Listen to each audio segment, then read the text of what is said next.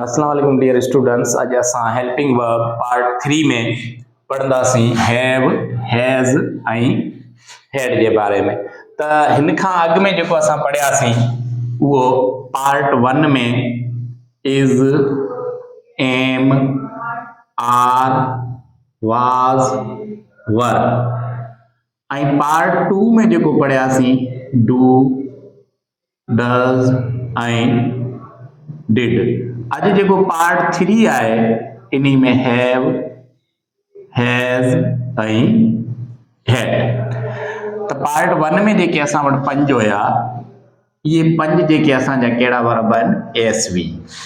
SV जो मतिलबु आहे स्टेटिव वर्ब।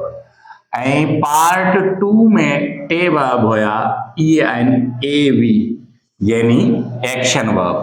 ऐं अॼु जेको असां वटि 2 आहिनि इन खे तव्हां एसवी चओ या पीवी पॉसेसिव वर्ब।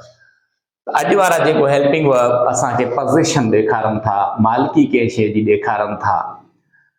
त पहिरीं जेको असां इज़, एम, आर, वाज़, वर जेके पढ़ियासीं उन्हनि में कुझु सिंगुलर हुया, कुझु प्लूरल हुया। त 2 सिंगुलर हुया ऐं 2 प्लूरल हुया ऐं हिकिड़ो जेको आहे सो फिक्स्ड हुयो। ऐं 3 जेको डू, डज़ ऐं डिड पढ़ियासीं उन्ही में हिकिड़ो सिंगुलर हुयो, हिकिड़ो प्लूरल हुयो ऐं हिकिड़ो जेको सिंगुलर ऐं प्लूरल ॿिन्हिनि सां असां इस्तेमालु कयोसीं। ऐं अॼु जेको असां वटि हैव, हैज़ ऐं हैड आहिनि इन्ही में हैव जेको आहे इहा छा आहे, प्लूरल। त मूं तव्हांखे चयो आहे अॻु में बि V1 जिथे बि तव्हां ॾिसो त इहो छा हूंदो, प्लूरल हूंदो। ऐं V5 जेको जिथे बि ॾिसो त उहो छा हूंदो, सिंगुलर हूंदो। उहो छा हूंदो, सिंगुलर। ऐं असां वटि असां जेको आहे सो त V1 खे असां चवंदासीं प्लूरल ऐं V5 खे छा चवंदासीं, सिंगुलर। ऐं V2 जेका आहे इहो सिंगुलर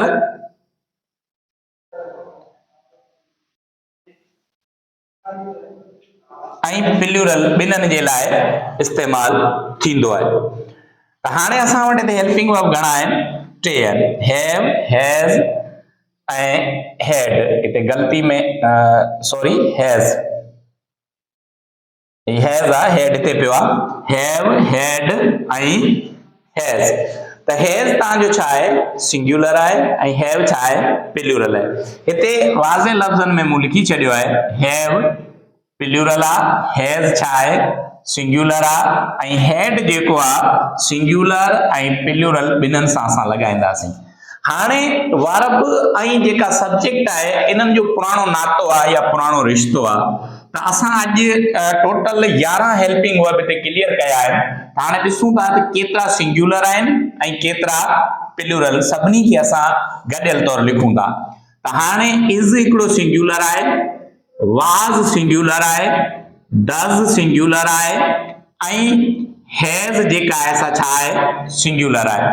हाणे प्लूरल केतिरा आहिनि, आर प्लूरल आहे, वर प्लूरल आहे, डू प्लूरल आहे ऐं हैव प्लूरल आहे। ऐं हाणे प्लूरल ऐं सिंगुलर ॿिन्हिनि सां केतिरा लॻनि था, त हिकिड़ो डिड लॻे थो ऐं ॿियो जेको आहे सो हैड लॻे थो ऐं फिक्स्ड केतिरा आहिनि, हिकिड़ो ई एम आहे। त हाणे टोटल ही थी विया सिंगुलर, ही प्लूरल, ही सिंगुलर एंड प्लूरल ॿिन्हिनि जे लाइ ऐं ही जेका छा थियो, फिक्स्ड। हाणे असां वटि टोटल 4, ही 4 ऐं ही 2, 4 4 8 2 10 ऐं हिकिड़ो ही, टोटल असां वटि हेल्पिंग वर्ब थी विया 11। हाणे 11 मां ई अञा ताईं असांखे कैलकुलेशन करणी आहे त स्टेटिव केतिरा आहिनि ऐं एक्शन केतिरा आहिनि। त हाणे इन में 5 ही स्टेटिव आहिनि ऐं 2 ही, त 8 जेके आहिनि इहे छा आहिनि, स्टेटिव आहिनि ऐं 2 जेके आहिनि छा आहिनि, एक्शन। स्टेटिव वर्ब आहिनि ऐं 2 जेको आहे सो छा आहिनि, एक्शन वर्ब आहिनि। ऐं ॿी शइ त असांजा पैसिव में कहिड़ा इस्तेमालु थियनि था, त पैसिव में टोटल इस्तेमालु 8 थियनि था। पैसिव में जेके असांजा वर्ब इस्तेमालु थींदा हेल्पिंग वर्ब उहे बि आऊं तव्हांखे ॿुधायां थो, अॻु में बि ॿुधायो आहे, अॼु वरी रिवीजन ख़ातिर ॿुधायां थो। त उहे कहिड़ा इस्तेमालु थींदा आहिनि, इज़, एम, आर, वाज़, वर, हैव, हैज ऐं हैड। टोटल 8 जेके आहिनि इहे पैसिव में इस्तेमाल थींदा आहिनि, जॾहिं त डू, डज़ ऐं डिड जेके आहिनि इहे पैसिव में इस्तेमाल न थींदा आहिनि। हाणे अचूं था हैव, हैज़ ऐं हैड।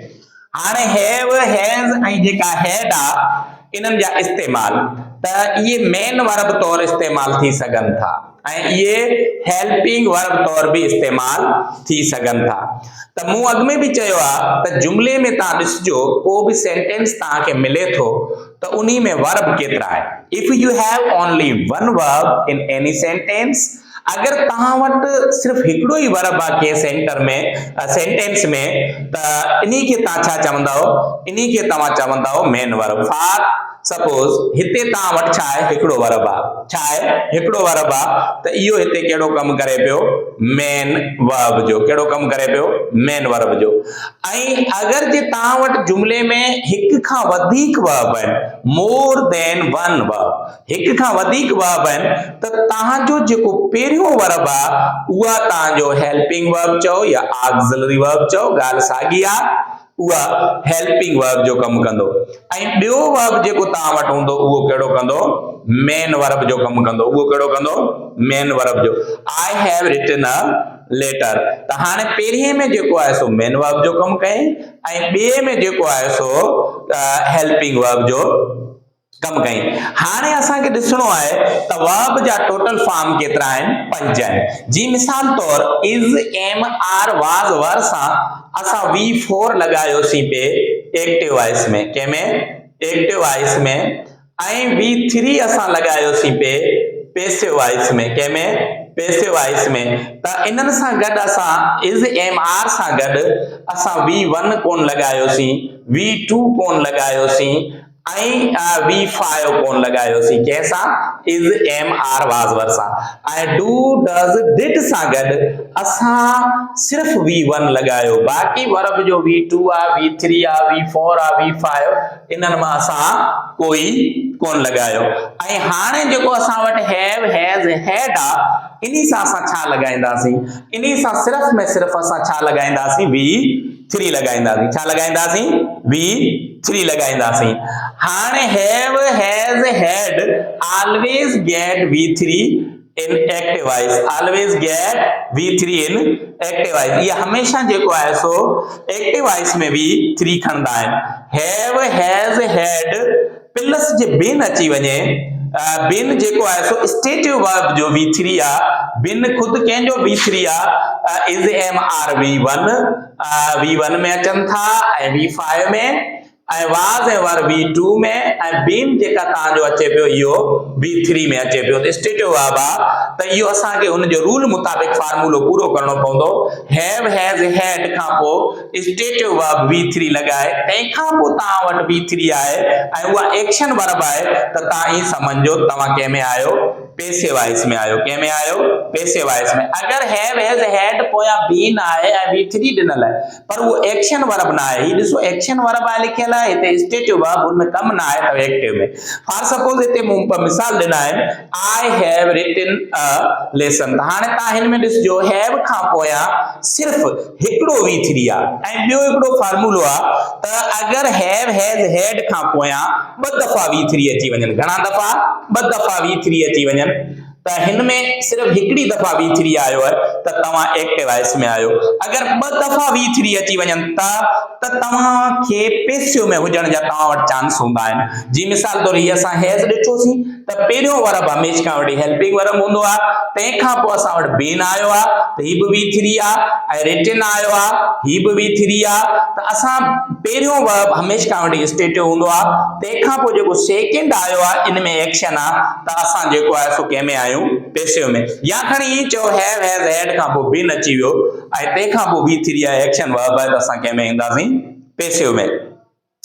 हैव, हैज़ खे असां इस्तेमाल कंदा आहियूं प्रेजेंट परफेक्ट टेंस में। कंहिंमें इस्तेमाल कंदा आहियूं, प्रेजेंट परफेक्ट टेंस में एज अ हेल्पिंग वर्ब। ऐं हैड खे जेको असां इस्तेमाल कंदा आहियूं पास्ट परफेक्ट टेंस में एज अ हेल्पिंग वर्ब। जॾहिं त असां इन्हनि जा नाला पंहिंजे नमूने ॾिना आहिनि, V1 जो नालो प्रेजेंट टेंस आ V2 जो नालो, पास्ट टेंस आ V3 जो नालो ही छा आहे परफेक्ट टेंस, केड़ो परफेक्ट।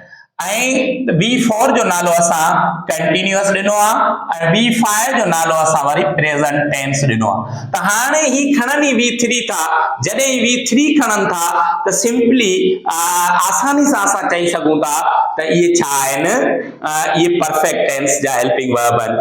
ऐं इहो हैव ऐं हैज असांखे पोज़ीशन यानी मालिकी ॾेखारनि था। फॉर एग्जांपल हिते आहे आई हैव अ पेन, मूं वटि पेन आहे। हाणे आई हैव अ पेन, मूं वटि पेन आहे, इहो जुमलो जेको आहे इनखे या त चओ present to have, present to have जो जुमलो आहे ऐं या जेको तव्हां हिनखे छा चओ present simple, present simple, present simple. इहो प्रेजेंट सिंपल असां छो था चऊं, छाकाणि त हिन में V1 जो इस्तेमाल आहे। छा आहे V1 जो, त इहो असांखे मालिकी ॾेखारे पियो आई हैव अ पेन, मूं वटि पेन आहे। ऐं जॾहिं असां वटि हिकिड़ो ई वर्ब हूंदो आहे, हिकिड़ो ई वर्ब हूंदो आहे त उनमें एक्शन कोन्हे। फॉर सपोज हिन में हिकिड़ो वर्ब आहे त हिन में कोई एक्शन कोन्हे, नो एक्शन, कंहिं क़िस्म जो कमु न आहे। ऐं इन्ही में जे अगरि हिकिड़ो वर्ब आहे ऐं इहा स्टेटिव वर्ब आहे त इन जो पैसिव बि न थींदो। त अॼु असां जेको सो पढ़ियोसीं हेल्पिंग वर्ब जो पार्ट 3, इन में छा हुयो हैव, हैज, हैड ऐं असां इज, एम, आर, वाज, वर जे बारे में रिवीजन कयोसीं। महिरबानी।